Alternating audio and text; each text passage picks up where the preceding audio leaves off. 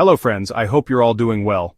Barça won 3-0, but there are already new controversies with refereeing. La Liga is truly back, with its goals, its polemics, its refereeing mistakes, and so on.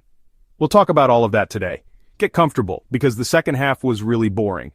Before getting into the first and second halves, let's start with the refereeing. The biggest controversy came with Ferran Torres' goal. I thought the referee had blown his whistle because he put his hand to his mouth, which confused some Mallorca players.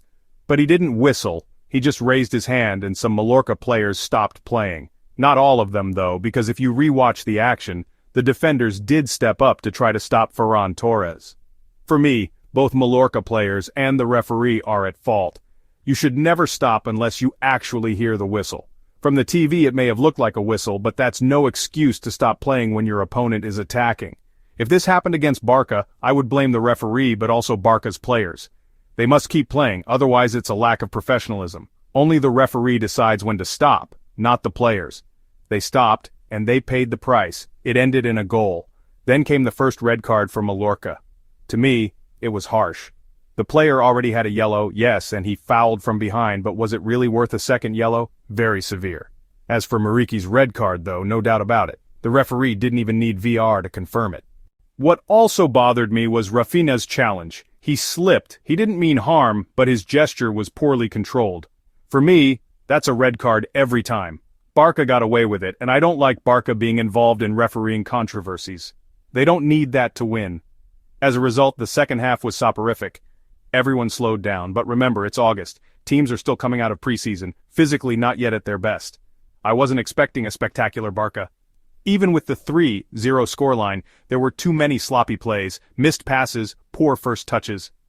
I think that's also because Mallorca were down to 9 men.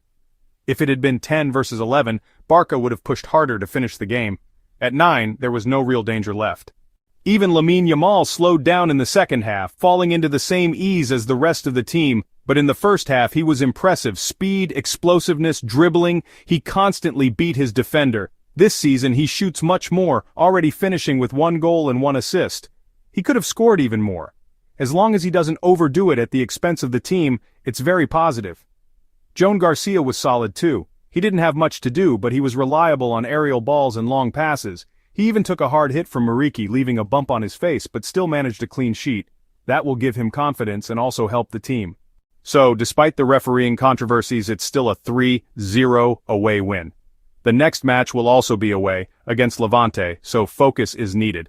Rashford's entrance didn't change much. He came on when Barça had basically stopped playing.